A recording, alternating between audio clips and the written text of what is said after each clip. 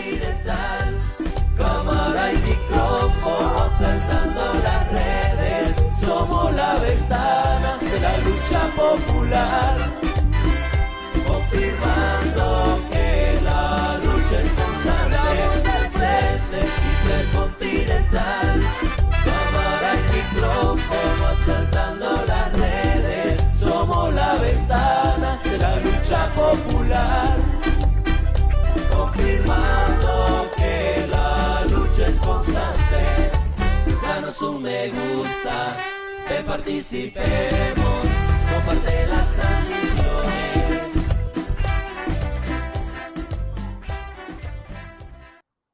Buenos días, buenas tardes y muy buenas noches.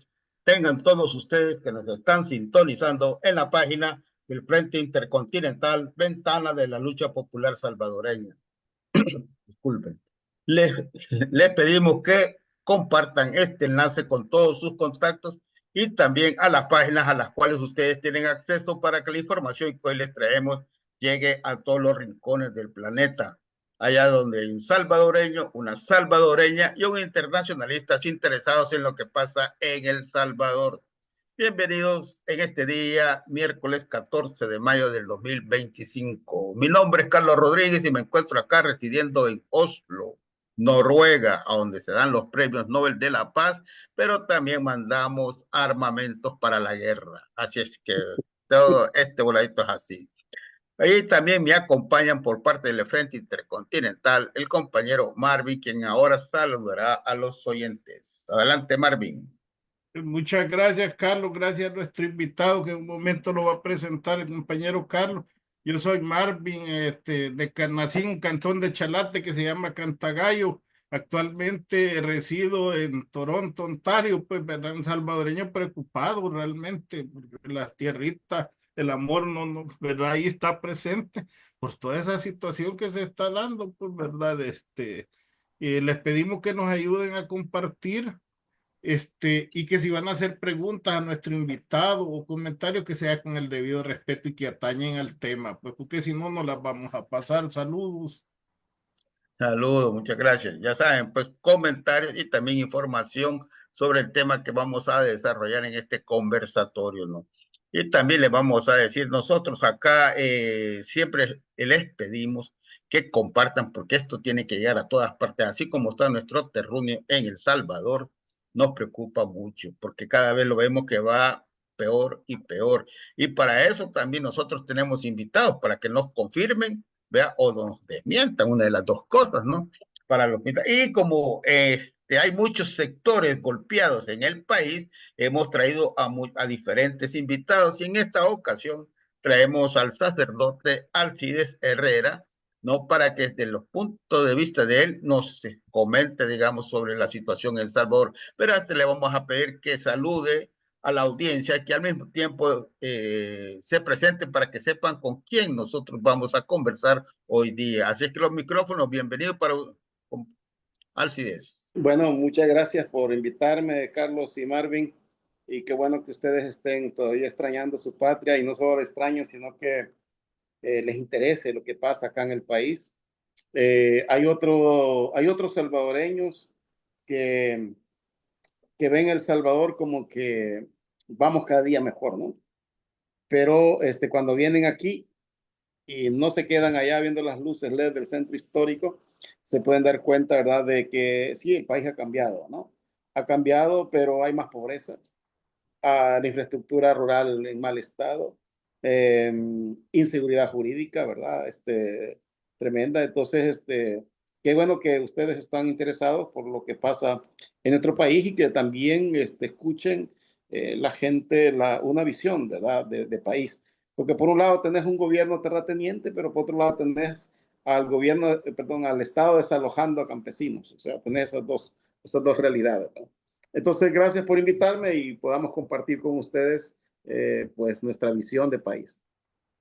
Muchas gracias, Alcides. Bueno, y ustedes ya tiene algunas pinceladas, ¿no?, sobre lo que realmente vamos a hablar, porque es la actualidad de nuestro país. Me imagino que todos ustedes ya han escuchado las noticias de los de los desalojos que se están promoviendo, los desalojos que se han realizado, son cooperativas, son comunidades de familias que están viviendo en eso, y también, pues sí, toda esa gente está sufriendo muchísimo. Entonces, nos gustaría que el sacerdote Alcides nos dijera cómo ve usted y desde las perspectivas que usted tiene y de su trabajo también que realiza, cómo ve la situación de este país. Sí. Bueno, miren, para mí este desastre inició en febrero, ¿no?, del 2020, cuando Bukele ingresó con los militares a la Asamblea Legislativa. Y ahí había un anuncio claro de que no iba a respetar la Constitución, que no iba a respetar la separación de poderes y que no le importaba, ¿verdad?, echar a los militares a quien se le pusiera encima, ¿no? O sea, ese fue un gesto muy simbólico, pero también el inicio de una, de una represión, ¿verdad?, que ha ido haciendo este gobierno cuando ingresó a la Asamblea Legislativa. Realmente allí creo yo que hubo un mal cálculo político de parte de los diputados, porque pudieron haberlo quitado, ¿verdad?, y pudieron haberle hecho un juicio a Bukele por la situación que provocó, ¿no? Realmente es una clarísima violación a nuestras leyes, ¿verdad?, y a la Constitución. Ahí empezó este desastre, ¿no? Luego después, durante la pandemia, dio signos también de no importarle la dignidad de las personas. Primero, por ejemplo, todo el tema de esconder la información de los muertos para aparentar de que era un gobierno eficiente en el combate de la epidemia, eso es gravísimo, ¿no? Son más de 13,000 muertos que Bukele no reportó y que están ahora ahí en las estadísticas ya, ¿no? Entonces, juega con la vida, con la dignidad de las personas. También durante la pandemia pudimos ver cómo se aprovechó para crear toda una red de corrupción en la cual fueron cientos de millones de dólares, ¿verdad?, que se malversaron o se robaron en la práctica, ¿no? Tenemos casos de más de 1,000 millones durante la pandemia que no tienen ningún respaldo, ¿verdad? Eso lo dijo la Corte de Cuentas, no son rumores ni chambres, ¿no? O el mismo lo que pasó con el Ministerio de Agricultura y Ganadería, con las compras que hizo en México. O sea, ¿cómo es posible que un pueblo que estaba aguantando hambre, que estaba aguantando la epidemia, y sus gobernantes estaban entonces creando la manera como robar? Eso es inaudito, ¿no? Eso es gravísimo, ¿no? Pero también hubieron otros gestos fuertes, como es la toma de pueblos. El gobierno utilizó la Fuerza Armada para acercar pueblos. Santa Rosa de Lima, Gotera, La Libertad, todos estos pueblos los cercó en señal de decirle, bueno, aquí mando yo, ¿no? Pero no paró todo ahí. Cerca de 5,000 salvadoreños fueron puestos en cuarentena, podemos decir, pero fueron detenidos, algunos comprando tortilla, otros, se imaginan ustedes, ¿no? Y los metió hasta 50, 60 días. Y uno puede decir, bueno, pero estamos en pandemia, pero no era esa la forma de hacer las cosas, ¿verdad? Estar deteniendo a alguien hasta por 60 días, solo porque andaba comprando tortilla, era nada más mostrar que él mandaba. Pero la situación todavía se vuelve peor con los salvadoreños que se quedaron fuera del país. Le cerró las puertas, le cerró el aeropuerto y no dejó que nadie entrara. Es terrible, ¿no? La manera en que utiliza la violencia del Estado para imponerse. Y eso lo vimos en la pandemia. Pero llegado el 1 de mayo de hace 3 años, ¿no?, quita la Asamblea Legislativa, perdón, le dan una nueva Asamblea Legislativa y se le permite quitar el fiscal sin ningún procedimiento jurídico, ¿verdad? Quita la Corte Suprema de Justicia, prácticamente anula la Sala de lo Constitucional sin ningún procedimiento, solo porque tienen los votos, pero no es así. Hay leyes, hay procedimientos para hacerlo. Eso prácticamente es un golpe de Estado del Ejecutivo hacia la Corte Suprema de Justicia. Entonces, ven, los niveles de represión han ido, como quien dice, creciendo, ¿no? Y es así como, por ejemplo, en el tema de detener personas, primero empezó deteniendo a la oposición política, ¿no? O sea, yo entiendo oposición política a los partidos políticos, o sea, aquellos que le van a competir al gobierno en la lucha por el poder del Estado. Y entonces lo que hizo fue encarcelar, bueno, y persiguió, ¿no?, de Arena, del FMLN, fue metiendo presos a varias personas. Bueno, ahí estaba la doctora Handal, estaba la que era ministra de, de salud, ¿verdad? Y otros más, ¿verdad? Que fueron capturados y no se les garantizó el debido proceso. O sea, yo no estoy diciendo si eran corruptos o no eran corruptos, sino que si no se les respeta el debido proceso, no podemos saber si son corruptos, ¿verdad? Si no se respetan los lineamientos legales que tiene este país. Compañero Alcides, solo allí te voy a hacer una acotación, ¿verdad? Aquí tuvimos al finado Mauricio Funes y hablamos de los sobresueldos, porque supuestamente por eso los detuvieron a Violeta, a la compañera Handal y a los demás. Y él dijo aquí, en este programa, ahí tenemos el video, bueno, podrás estar o no de acuerdo en los sobresueldos, pero si los sobresueldos es un delito, Bukele tendría que estar preso, porque en mi gobierno, refiriéndose al gobierno de Funes, 36 meses le dimos $10,000 de sobresueldo. ¿Y cómo es que los demás tienen juicio y él no? Disculpa que te interrumpa. Adelante. Sí, bueno, no había una legislación que castigara este tema de los sobresueldos, ¿no? En el país. Entonces, legalmente realmente no se podía hacer gran cosa para poder perseguir penalmente, ¿verdad? A las personas que habían estado antes en el gobierno. Sin embargo, lo que hace Bukele es crear leyes a su medida. Por ejemplo, ¿verdad? Como algunos se fueron del país, ¿verdad? Temiendo o no creyendo en la institucionalidad del país, se fueron, porque es difícil estar preso y no saber ni cuándo te van a hacer el juicio, ni si vas a poder defenderte. Entonces la gente muchísimos prefirieron irse, ¿verdad? Del país. Entonces vino Bukele y creó una ley a la medida de él, ¿no? Una ley que pudiera juzgar en ausencia. Y se las ha aplicado a varios funcionarios, ¿verdad? De la oposición. Y eso también no es posible hacerlo, pues, ¿verdad? Porque no puede juzgar, por ejemplo, los delitos que puedes tener con una ley de ahora, no puedes juzgar los delitos que se cometieron en otro tiempo, ¿no? En otra época, ¿verdad? No puedes juzgar con leyes que no existían en el tiempo de Mauricio Funes a Mauricio Funes, pues. Así de simple y sencillo. Sin embargo, a Mauricio lo juzgaron con leyes en ausencia de él, ¿no? Entonces, cuando ya se le fue acabando, porque prácticamente se les ha acabado, el último, digamos, de oposición es el tema de Eugenio Chicas, ¿no? Que más bien es una cuestión personal, ¿verdad? Porque ha habido un roce muy personal con Bukele, ¿verdad? Chicas lo puso en evidencia que lo que decía era una calumnia y además había difamación. Y le tuvo que dar $50,000, que fue una estrategia también de Bukele para poder participar electoralmente. Si no hubiera pagado $50,000, no hubiera podido ser candidato a la presidencia. Entonces, cuando ya se les acabó a esa gente, ¿qué pasa, no?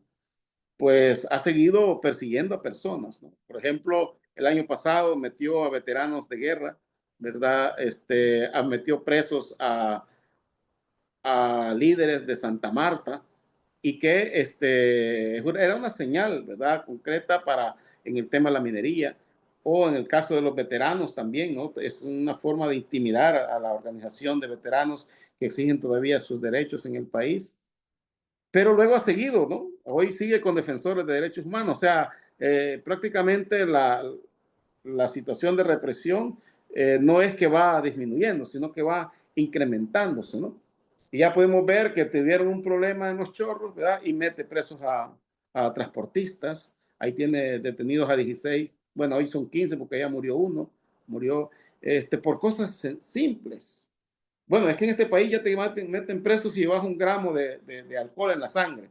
Si te descubren que llevas 1 gramo de alcohol en la sangre, por ejemplo, yo celebré misa, ¿verdad? Ahorita y salgo en mi carro y como me acabo de echar un trago de vino, ¿verdad? En la misa, pues eso tiene 1 gramo, ¿no? Por eso puedo ir preso, ¿verdad? Y así detuvieron, fíjate, en diciembre detuvieron a varias personas cuando todavía la ley no se había terminado de formar, que es lo peor del caso.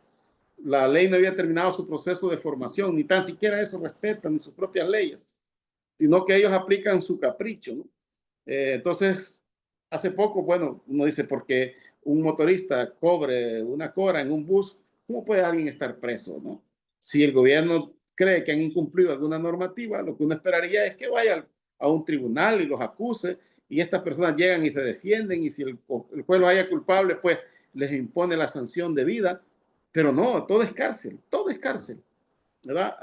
Por ejemplo, hace 2 noches, las personas de la comunidad del Bosque en Santa Tecla, ¿verdad? Que están llevando un litigio contra una de apellido Palomo por estafa, que lo están desalojando de su lugar. Fueron desde la mañana a protestar, a exigir, ¿verdad? Que actúe el gobierno, ¿verdad? Y lo que el gobierno actuó, pero reprimiéndolo, ¿no? Echándoles la policía militar. Imagínense, la policía militar. Uno se pregunta, ¿y qué hace la policía militar en estos casos?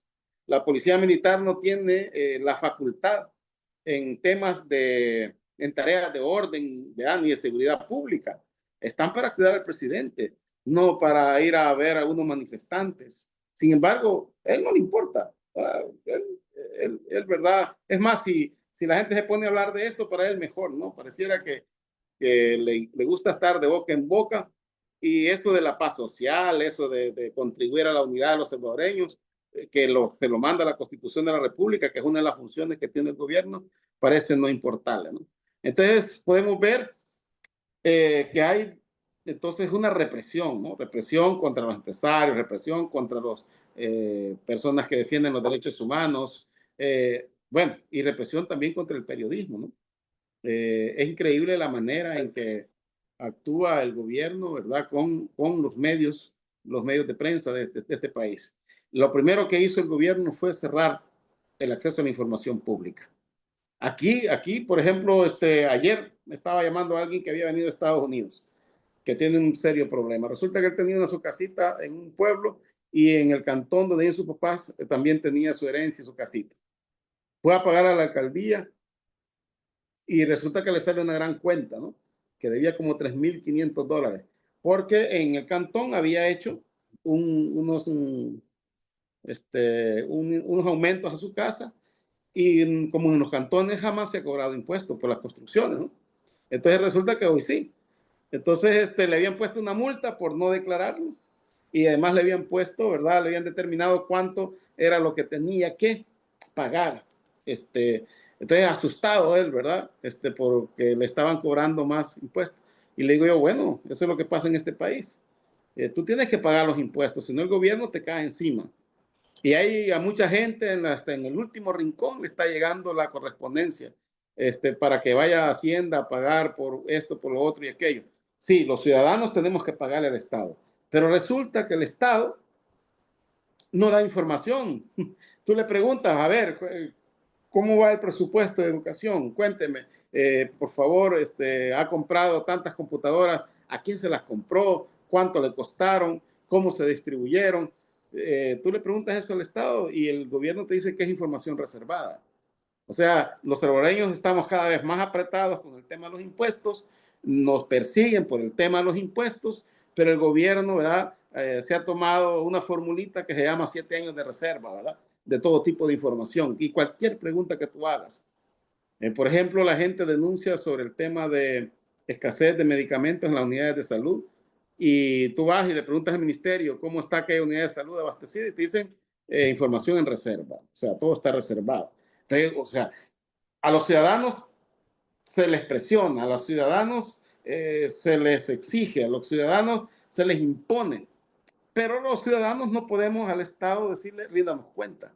Ven, Y entonces, mira, Alcide, disculpa, hay una cosa que yo entiendo por mi ignorancia quizás, pero me parece altamente injusta. Viene y les dice, vení, si sos millonario, vení a hacer un edificio de 15, de 25 pisos aquí en el centro o algo, y te vamos a dar condonación de 10, 15 años de impuestos. Pero ahí salió una muchacha en el X, el Twitter que le decimos nosotros, quejándose que vendía, pongámosle 100 bolsas de café de libra, que le ganara $2, que ya le habían mandado una nota que tenía que pagar impuestos, que no podía seguir vendiendo en línea y no pagar impuestos. O sea, ¿cómo es posible que a este millonario que va a venir a hacer un edificio que va a ganar millones, le voy a dar 10 años? O sea, ¿dónde está la justicia social? Pregunto ahí. y a la que vende café o al sorbetero hasta lo garroteo, o sea, y no lo dejo vender en un país donde no hay trabajo formal, no está llegando la inversión, y a todos los vendedores informales no los queremos en la calle porque afean el panorama. ¿Cómo ves tú eso? ¿Cuál es tu valoración? No sé si Carlitos tiene alguna pregunta. No, no, Sí. que le dé él, que después le pregunto yo. Entonces, ven, o sea, la represión tiene distintas facetas, ¿no? Distintas facetas. Otra faceta de la represión es este que te está hablando Marvin, ¿verdad? Es el tema, por ejemplo, de los desalojos en los centros de las cabeceras departamentales. Mucha gente se ha dedicado siempre a vender en las calles, a vender en cualquier lado, que en cierta medida, pues yo creo que las ventas en las calles es una señal de pobreza, pues, ¿verdad? Es señal de pobreza, pero no se combate la pobreza escondiéndola, ¿verdad? Ni barriendo la calle, ¿verdad? Sino que la pobreza se combate creando condiciones. Y eso es lo que no ha hecho este gobierno. Por ejemplo, la pobreza en el 2019 era de 22,8% en el 2019. La última cifra que conocemos del 2023, según el Banco Mundial, es de 30,3%. O sea, ves, ha pasado de 22,8 cuando llegó Bukele a 30,3 en el 2023. O sea, ha crecido 7 puntos porcentuales. Este gobierno ha creado más de 150,000 pobres. Entonces, reprimiendo a la gente porque venden las calles, no, en los centros de las ciudades no se compone nada, no se arregla absolutamente nada. Solo quitas el problema de un lado y lo pasas a otro. Y es así como tú vas desde, por ejemplo, las calles que yo recorro, ¿no? Por ejemplo, vas desde, desde el tránsito aquí en San Miguel hasta llegar al aeropuerto, toda la litoral, vas a encontrar cientos de vendedores a la orilla de la calle. En algún lado están vendiendo mangos, otros están vendiendo zapotes, otros aguacates, otros semillas de marañón, otros plátanos, y ahí vas por todo el camino viendo cómo la gente sale a vender algo, o sea, para poder conseguir algo. Eso es lo que estamos viendo, y cada día va creciendo más la gente que está saliendo a vender a las calles. Por supuesto, ¿verdad? Si no puede vender en los pueblos, si no puede vender en los centros, pues lo más lógico es que la gente buscará la manera de vender, ¿no? La manera de generar algún tipo de ingreso. También esa es una forma de represión, ¿no? Y la otra forma de represión es la que hemos estado viendo en estos días. Aquí hay, por ejemplo, en este país hay aproximadamente entre 29 puntos de conflicto en torno a desalojos de tierra. ¿Ya? Los primeros de ellos están en la zona de la Unión. Ahí está una organización que se llama Milpa, que está trabajando constantemente con la gente y que están organizados. El desalojo en esas zonas costeras es fuerte, ¿no? Y entonces los campesinos están perdiendo sus tierras, no se las pagan bien y los están echando, ¿verdad? Prácticamente los están echando. Esta zona es una zona bastante conflicto. La otra es aquí en la zona de Zacatecoluca, ¿no? Ya por el lado de la Costa del Sol, igual en la zona de San Vicente. Y esta que vimos en estos días, ¿no? La Floresta, hoy, esta antenoche, en el tema de la comunidad del bosque. Ven, esta también es otra forma de represión. O expropiaciones que han habido. Bueno, el SECO, por ejemplo, tiene detrás la expropiación de más de 300 manzanas de tierra. ¿A quiénes les quitaron esas tierras? Se las quitaron a los campesinos. Entonces yo lo que quiero es plantear un panorama, ¿no? A veces nosotros pensamos que la represión solo tiene que ver con el tema del derecho a la libertad de expresión. O porque tú vas a una manifestación y el gobierno te tira los antimotines y creemos que solo eso es represión, pero no, ¿verdad? Hay una cantidad de elementos en la historia de este país reciente, ¿verdad? Que nos dicen que estamos ante un gobierno autoritario que se impone y se impone no cumpliendo la ley, y si la ley no le favorece, la quita, pone otra ley. Tanto así que la ley superior de este país, que es la Constitución de la República, la puede reformar este gobierno en cuestión de 2 o 3 segundos. ¿Ya? En 2 o 3 segundos puede cambiar la máxima ley. Imagínense ustedes, así vivimos. Ya tenemos 3 años de régimen de excepción, ¿verdad? Sin garantías constitucionales. Aquí la gente, hay 85,000 salvadoreños, muchos de ellos tienen ya casi 3 años la Constitución de la República dice que solo puede estar preso 2 años, ¿verdad? Entonces, ¿qué es lo que está pasando entonces, no? Que el ciudadano siente la fuerza y la violencia del Estado, ¿verdad? Hasta ahí les dejo. Sí, gracias. Pues Tomo, yo le quería hacer una pregunta para que nos dé su opinión al respecto, ¿no? Son dos, porque usted también es líder comunitario, ¿no? Entonces nos gustaría saber, por ejemplo, qué es lo que piensa la gente o qué opina la gente con la reducción de las alcaldías, ¿verdad? Que cuál ha sido el efecto que han tenido, digamos, dentro de las comunidades, eso. Y lo otro también el tema de la educación, que como se están cerrando varias escuelas, ¿cuánto ha afectado eso, digamos, a las comunidades? Sí. Mire, el tema de las alcaldías es una situación bastante grave, ¿no? Muy grave. Y tiene sus efectos a todo nivel. Bueno, el gobierno cierra las alcaldías por alguna razón. La primera de ellas fue fiscal, o sea, el tema del dinero. Eh, las alcaldías recibían 400, 500 millones cada año en el presupuesto, entonces él necesitaba bajar el déficit fiscal. El déficit fiscal del gobierno andaba arriba de los 2.400 millones, perdón, de 1.400 millones el déficit fiscal, y lo recibió en 560 millones. Vea hasta dónde llegó el déficit fiscal. O sea, lo llevó, o sea, cuando él lo recibe abajo del 2%. Y hoy está en el 4.5% el déficit fiscal. Entonces dijo él, bueno, aquí está este dinero de la alcaldía, ya no se lo doy, me quedo con él y entonces esto puede tener un impacto en el déficit fiscal. Y así fue. A la Aladón le da una partecita nada más, ¿verdad? Para que haga propaganda al gobierno, ¿verdad? Pintando todo de color cian. Entonces, esta fue la primera situación, ¿verdad? La segunda situación de los municipios estuvo en la reducción del número de municipios, que fue más que todo por un control territorial y control electoral, ¿verdad? Ese control electoral lo necesitaba porque en el primer periodo los alcaldes, al no tener los debidos recursos, no pudieron cumplir las expectativas que tenía la población. Entonces el gobierno dijo, bueno, aquí si pierdo la base, entonces es necesario controlarla y así fue. Y en la práctica el gobierno ganó los 44 municipios, ¿no? Algunos municipios, por ejemplo, aquí en Usulután, Usulután Norte ganó Fuerza Solidaria, en Usulután Este ganó la Democracia Cristiana, pero al final, ¿qué son estos alcaldes? ¿Verdad? Son personas también aliados al régimen, ¿verdad? Aliados de Bukele, o sea que Bukele y sus aliados ganaron las 44 municipalidades. ¿Qué efectos ha tenido eso? Primero, las alcaldías se les redujo del 10 al 1.5 los ingresos. Y nos vendieron la mentira, ¿no? La mentira que siempre han metido, que con menos iban a hacer más.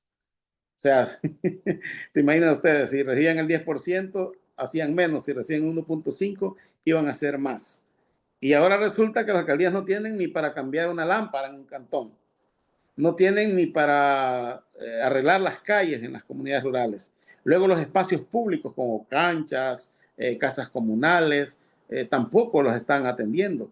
Luego está todo el tema del tejido organizativo. Por ejemplo, están las ADESCO, comités juveniles, equipos de fútbol. Todo eso ha sido abandonado, totalmente abandonado. Hoy llega uno a las alcaldías de los distritos, ¿no? ¿Y qué es lo que encuentras ahí? Nada. Aquello está totalmente cerrado, muerto, ¿no? Entonces, si cae algún tipo de impuesto, por ejemplo, si fueron 10 personas a sacar una partida de nacimiento de la alcaldía, en la tarde de dinero tiene que estar ya en la municipalidad, donde está la sede del municipio, ¿no? No queda absolutamente nada. Entonces, y las alcaldías van perdiendo cada día más facultades, ¿no? Por ejemplo, ahorita el gobierno tiene en estudio el quitarle los mercados municipales. Y para eso está poniendo agromercados en los municipios, pequeños puestos subsidiados, ¿verdad? Para que le hagan competencia a los mercados. Y la gente entonces puede decir, no, hombre, si en los agromercados te dan 20 tomates y en el mercado te dan 5. Entonces es mejor que aparezcan los mercados, ¿verdad? Esa es la estrategia, así de sencillo. Con nuestro dinero están subsidiando a los agromercados. Mira, Alcides, pero en ese tema, yo me acuerdo, voy a enfocar rápidamente el pasado. Cuando llegó el gobierno de Arena, Cristiani específicamente, que el IRA tenía problemas de corrupción, terminó abandonado los hilos de allá por San Martín y todo, y ellos terminaron siendo los grandes importadores de alimentos, de granos básicos. En eso terminó la historia. A mí esto de los agromercados me suena a que, como quien dice, saco de circulación, el que vende la papa, la trae de Guatemala, de Honduras, de Nicaragua. Vendo el dulce de que yo sí vendo más barato, pero al final voy a decir que no funciona y esto puede terminar en algunas familias X, la cuestión de los alimentos, que es una cuestión bien básica, ¿verdad? Precisamente vinculadas al gobierno. Y la otra pregunta, bueno, si el dinero alcanza cuando nadie lo roba, es uno de los eslogans más famosos que tenía. Este gobierno está utilizando 3.500 millones más. Nosotros hemos discutido el tema, digamos que la inflación de hace 6 años sean 500 millones más y ha desmontado un montón de programas sociales. ¿A dónde se está yendo el dinero? Pues si hay 35.000, dicen algunos empleados de gobierno despedidos que ya no están en esa planilla, las SECO se han desmontado, en todas las áreas se han cerrado escuelas, entonces, ¿dónde se está yendo el dinero? Perdona la ignorancia. ¿Cuál es tu percepción, pues, verdad? ¿Dónde se está yendo el dinero entonces? Sí. Entonces, ¿verdad? En el tema que preguntaba Carlos, ¿verdad? Con el tema del municipalismo, ¿verdad? ¿Cómo siente la gente esto? La gente siente que, pues sí, que esta ha sido una medida que ha fracasado y que el gobierno los ha engañado, ¿no? Pero no tanto piensan en el gobierno, la gente todavía no asocia, por ejemplo, no asocia que las leyes que hace la Asamblea Legislativa es orden de Bukele, ¿verdad? Los diputados son los más malos del mundo ahorita, hasta el gobierno les ha prohibido que tuiteen, les ha prohibido que usen redes sociales, porque para la gente ahorita los diputados de Nuevas Ideas, ¿verdad? El oficialismo, la gente no los puede ni ver. Pero lo que pasa es que, a ver, ¿cómo es que no pueden ver a un diputado y no lo asocian con que es el gobierno de Bukele el que toma las medidas, ¿no? Y estos diputados solo hacen lo que todo el mundo decimos, ¿verdad? Los puyabotones, ¿no? Lo mismo pasa con las alcaldías. Entonces, lo que está pasando con las alcaldías es que hay un proceso de cierre de las alcaldías. Eso es lo que está pasando. Por ejemplo, ya van a quitarle las facultades, bueno, ya les quitaron las facultades para el tema de construcción. Hoy es la Dirección de Ordenamiento Territorial llamada DOC la que se va a encargar de esos temas y es al gobierno que hay que pagarle los impuestos de construcción. Ya se lo quitaron, ¿no? Ya le están quitando también el tema de la recolección de basura. Hoy hay una autoridad nacional de desechos sólidos, Andrés, que se llama, y ya las alcaldías no van a tener nada que ver con eso. Entonces, ¿qué les queda a las alcaldías? Solo los chupaderos les quedan nada más, ¿verdad? Solo las cantinas. Entonces, prácticamente se está cerrando el municipalismo en El Salvador, ¿verdad? Y donde antes la premisa era descentralizar, te lleva al desarrollo, ahora pareciera que es a la inversa, ¿no? Todo centralizado en el Ejecutivo, ¿no? Ese es un tema, ¿no? Y que lo que uno ve es que cómo es posible que esté pasando estas cosas y no hay nada. O sea, la gente ha perdido el derecho a elegir sus autoridades locales. Eso significa que hay menos democracia, ¿verdad? Porque antes tú podías elegir al alcalde de tu pueblo, los concejales de tu pueblo, podías reclamarle al alcalde de tu pueblo cuando no hacía nada y decirle el otro año no te elijo porque voy a poner a otro. Todo eso se lo ha quitado, ¿no? En este país ya prácticamente ya no va a existir, ¿no? Entonces, ese es todo el tema del municipalismo, ¿no? Con lo que decía Marvin, ¿no? Bueno, el tema de la deuda del país, desde el momento en que él va a rogarle al Fondo Monetario Internacional que le preste 1.400 millones, desde ese momento está aceptando de que las finanzas públicas van mal. Y entonces viene el Fondo Monetario y le hace como un salvataje, ¿verdad? Te voy a salvar de la situación que estás, pero me vas a cumplir ciertos requisitos.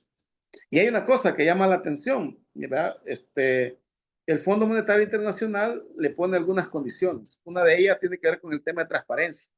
Cuando uno lee esta sección de transparencia, prácticamente el Fondo Monetario Internacional le está diciendo al gobierno que es un ladrón, ¿verdad? Prácticamente le está diciendo que es un ladrón y que si quiere trabajar con él, que robe menos, ¿verdad? Eso es lo que uno puede deducir de esta parte de transparencia, ¿no? Este, pero el objetivo del Fondo Monetario Internacional es que pueda pagar deuda. O sea, estabilizar la economía para que el gobierno no sea irresponsable y pueda pagar deuda. Pero pareciera que al Fondo Monetario no le interesa, por ejemplo, que el gobierno se esté endeudando con las pensiones y que esté sacando el dinero de las pensiones y que el gobierno haya creado un decreto en el cual durante 4 años no va a pagar ni capital, no va a pagar ni intereses de las pensiones. Eso es un claro robo, ¿verdad?, a los cotizantes de las pensiones, ¿verdad? Porque por lo menos antes, aunque se te pagaban poco, ¿verdad? Y esa era la queja era que no te pagaban lo suficiente, te pagaban muy poco. Los intereses que pagaban las AFP en la inversión que se hacía con nuestro dinero era muy bajo, muy poco. Ahora este gobierno pues no paga nada. y está todo el mundo feliz, ¿no? Porque no paga nada. Estas son las cosas que a veces a uno le cuesta entender. No sé si un gobierno de izquierda hubiera hecho eso que está haciendo Bukele, de agarrarse el dinero a las pensiones, de no pagar intereses, de no pagar capital, no sé cómo estuviera la empresa privada, por ejemplo, ¿no? ¿Qué estaría diciendo? ¿Cómo estaría la gente opinando? Pero ahora Bukele no te paga nada, te quita todo, ¿verdad? Y pone en riesgo las pensiones. Y además, el otro año tiene que haber alguna reforma de pensiones, según se lo ha indicado el Fondo Monetario Internacional. Y está en riesgo, pues, el tema de las pensiones, totalmente en riesgo. Entonces, las finanzas públicas malísimas. Y como dice Marvin, pues sí, es un gobierno que ha tenido más dinero. El último presupuesto de Sánchez Serén fue de 6.000 millones y ahora ya llegamos a 9.000 millones cada año. Y además con alto endeudamiento, ¿no? Sánchez Serén se endeudó por los 3.000 millones más o menos en 5 años. 5.000. Ya va arriba a los 13.000 millones en 5 años. Entonces, claro, la frasecita el dinero alcanza cuando nadie roba, es una frasecita, ¿verdad? Propagandística, pues, ¿verdad? Propagandística, para hacerse ver que los otros eran ladrones y él es honrado, ¿no? Pero a nadie le consultan para los préstamos, ni nadie sabe también ni las condiciones de muchos préstamos bueno, por ejemplo, en el tema del dinero que agarra de las pensiones, sabemos las cantidades, pero hay detalles que no los conocemos realmente, cuáles son esos acuerdos que hay con las AFP y el gobierno. Y yo le Hoy pregunté que también sobre las escuelas, que yo quería saber Sí, en qué afectaba, digamos, a las comunidades. sí, que el tema de las escuelas, bueno, este es un parte del impacto del acuerdo con el Fondo Monetario Internacional. El Fondo Monetario Internacional le dijo al gobierno, mira, te presto pisto, te voy a prestar 1.400 millones en 40 meses, pero tú tienes que bajar el déficit fiscal abajo de 3. Y ahorita está en 4.5, tiene que bajarlo 1.5. Entonces, para bajarlo 1.5, dos cosas. Uno, baja las remuneraciones, ¿verdad? Y dos, la compra de servicios, de bienes y servicios. Entonces, viendo el gobierno, comenzó ya en este año, comenzó entonces a ver cómo reducía, ¿verdad? Cómo reducía los gastos en educación, en salud. Bueno, todos los ministerios recibieron recortes. Parece que solo uno no recibió recorte, y Casa Presidencial. El caso del Ministerio de la Defensa y Casa Presidencial, que no recibieron recorte. Al contrario, les incrementaron, ¿no? O sea, toda la maquinaria de propaganda recibió dinero, más dinero, y la defensa, los militares recibieron más dinero. De ahí todos recibieron recorte. Entonces, en diciembre, lo que tuvimos en el Ministerio de Educación fue despido de personal. Por ejemplo, en la zona de Usulután, despidieron aproximadamente 23 personas que eran administrativos, y comenzaron entonces el cierre de escuelas. ¿Para qué? Para ahorrarse todo el tema de las direcciones que habían. Quitaron también las horas clases o horas extras que le llaman, ¿verdad? Maestros que laboraban por la mañana con el salario base y por la tarde laboraban con un incentivo laboral, ¿verdad? De $150 o $200. Entonces, eso los quitaron.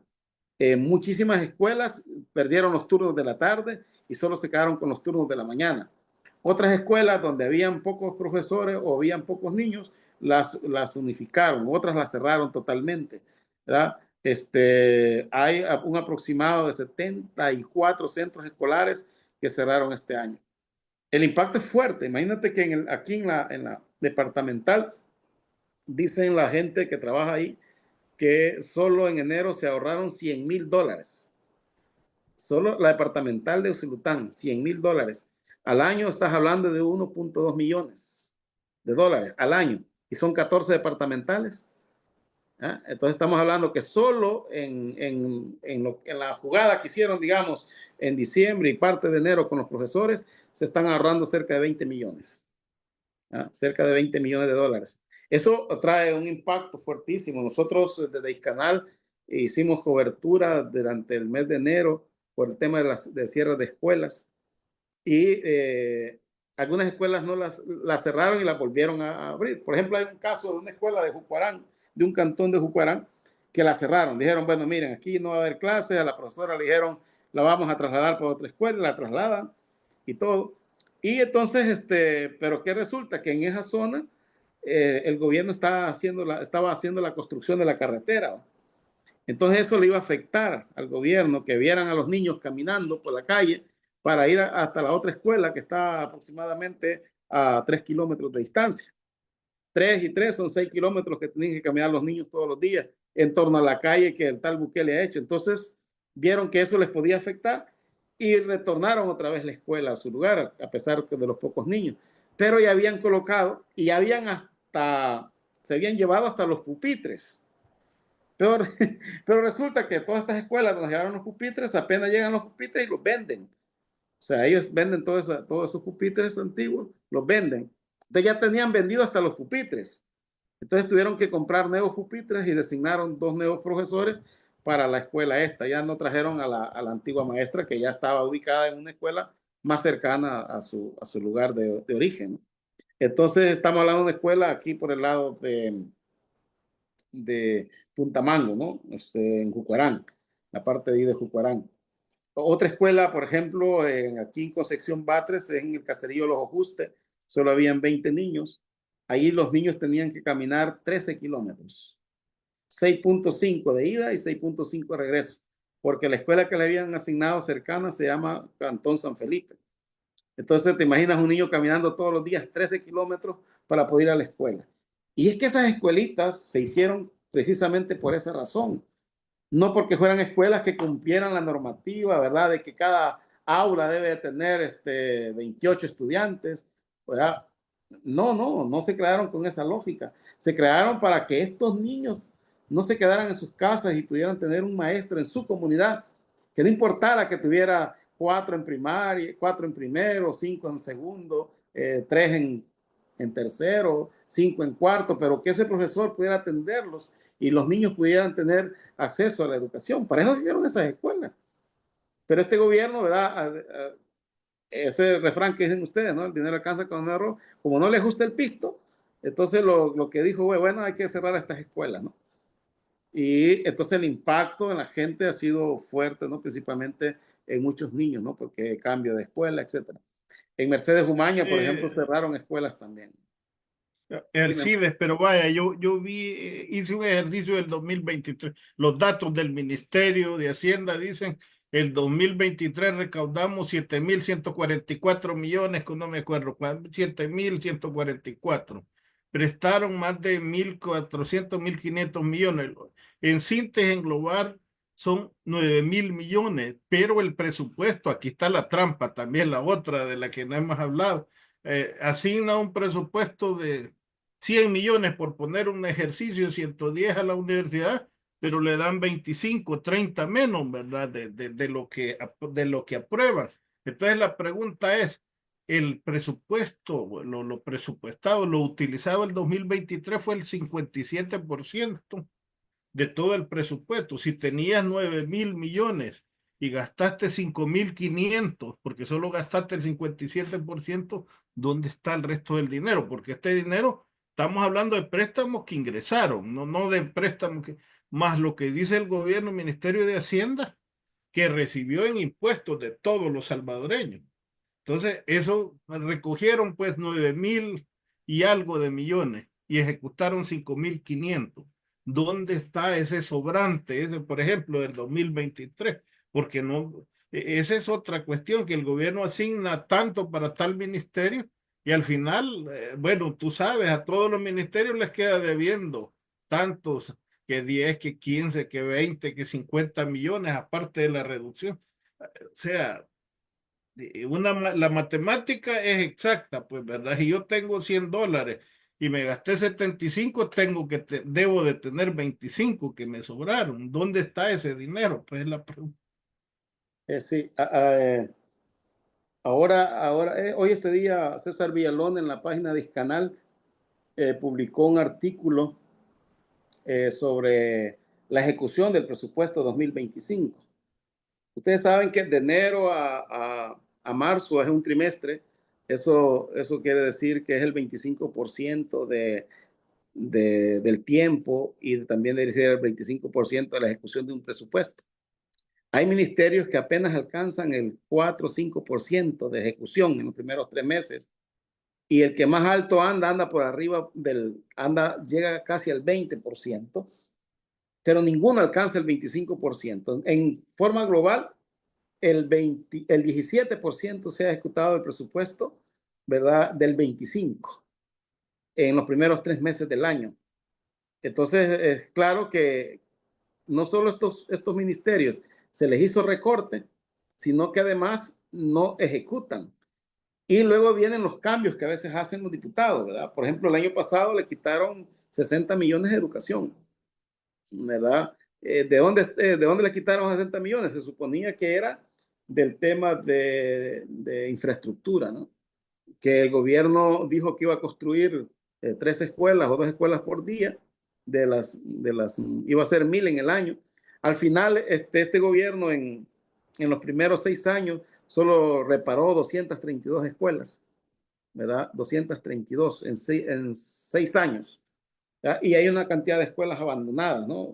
Aquí en el departamento de Zulután, el gobierno solo hizo una escuela, que es una escuela allá en Puntamango, por el proyecto de la calle que está haciendo, ¿verdad?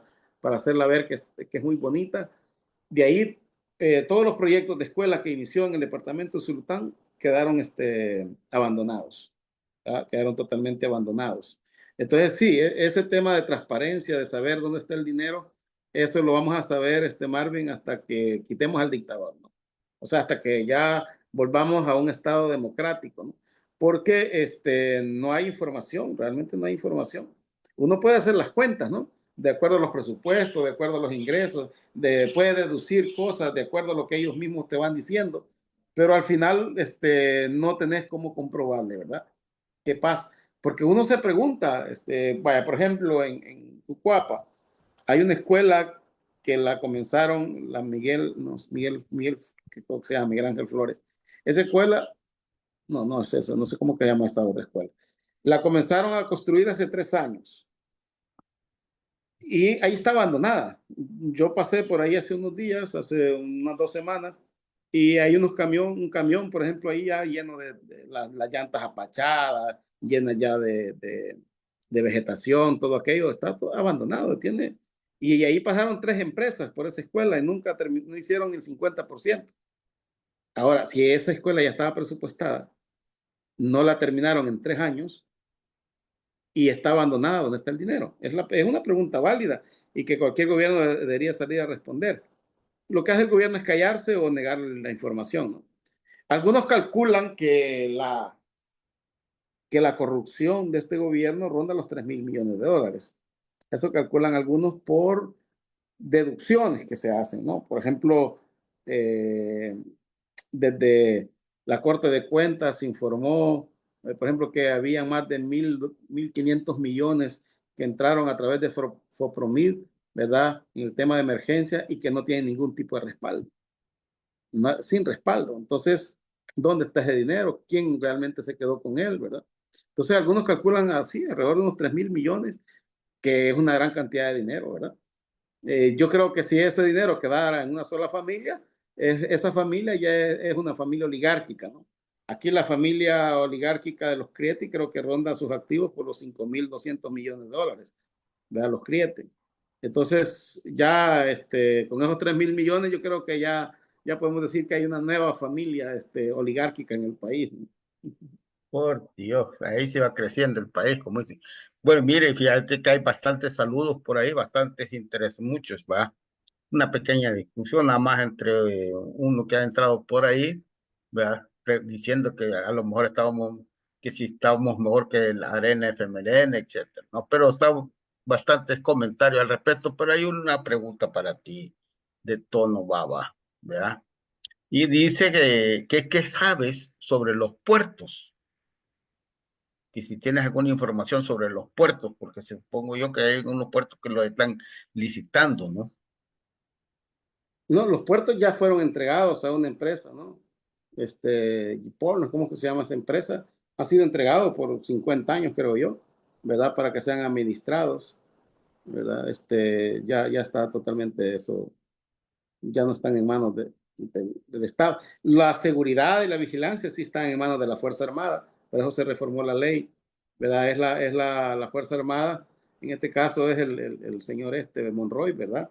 El responsable de la seguridad. Por eso hoy que en el tema de las drogas que han habido, salió él diciendo que ese contenedor quizás lo abrieron en Panamá, ¿verdad? Pero bueno, hay muchas cosas que no se responden en torno a la droga. Por ejemplo, el caso de la droga que encontraron en España, que iban directamente de aquí, de los puertos salvadoreños, y el gobierno no dijo absolutamente nada. Luego, una avioneta que capturaron con droga también en Costa Rica, que yo creo que ha de ser sencillo, ¿no? El tema de saber quién es el dueño de la avioneta, ¿no? Porque no creo que hayan en este país más de 10 o 15 avionetas, ¿verdad? O sea, es fácil saber, pero tampoco supimos qué pasó con la avioneta y con la droga en Costa Rica. Y ahora con el tema del contenedor, ¿no? ¿De qué empresa es? O sea, ¿quiénes están aliados con esta empresa para...?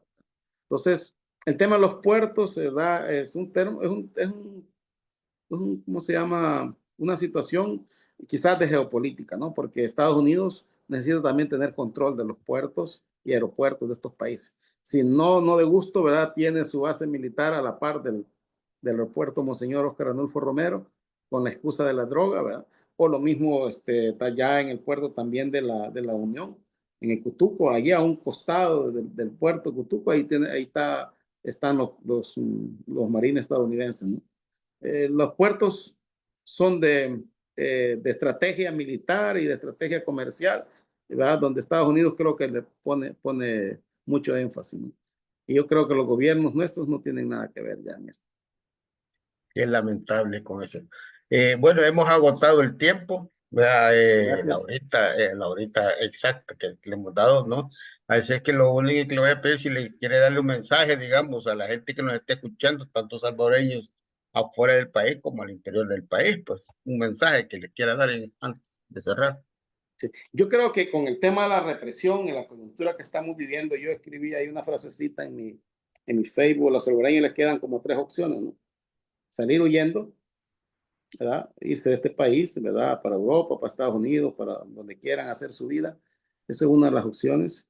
La segunda es hacerse indiferente, o sea, no importarle lo que pasa, no importar si pasan los militares, este gobierno se perpetúa por 40 años y le da lo mismo, ¿no? Aunque el indiferente también va a tener su tajadita, ¿no? Y luego están los que quieran realmente hacer disidencia, ¿no? En el sentido de que queremos otro país, un país donde vivamos como hermanos, en democracia, con ciertas libertades, ¿no? Que nos permita vivir con mayor dignidad. Entonces yo creo que esta opción la hemos tomado algunos, ¿verdad? Y esperamos que se sumen más.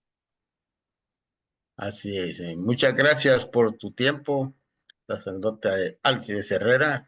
Y quiero que a todos ustedes les haya gustado la conversación, ¿verdad? Y en dado caso también sigan compartiendo acá. Bueno, Marvin, tú también te tienes que ir despidiendo acá de la audiencia y del Bueno, sacerdote.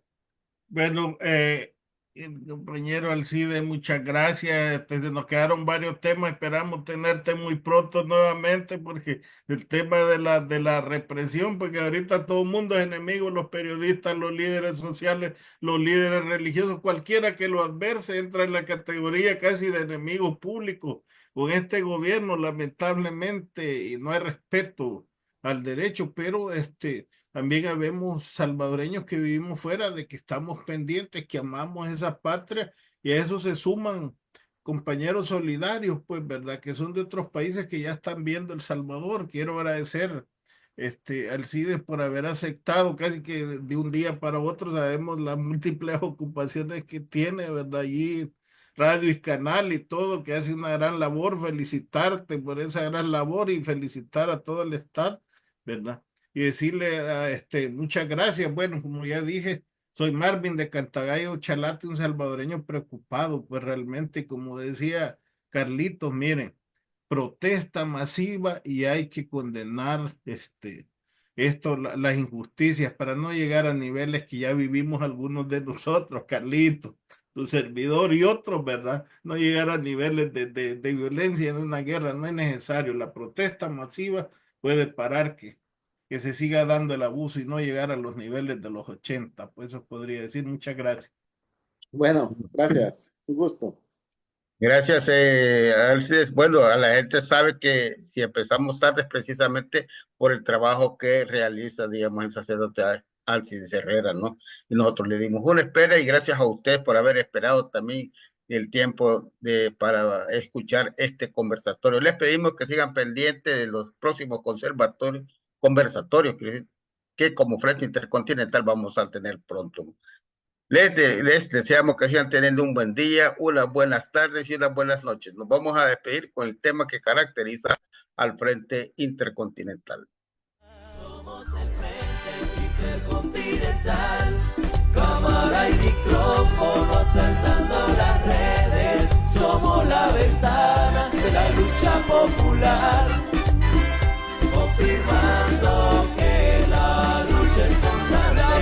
Frente Intercontinental, cámara y micrófono saltando las redes. Somos la ventana de la lucha popular, confirmando que la lucha es constante. Danos un me gusta, participemos.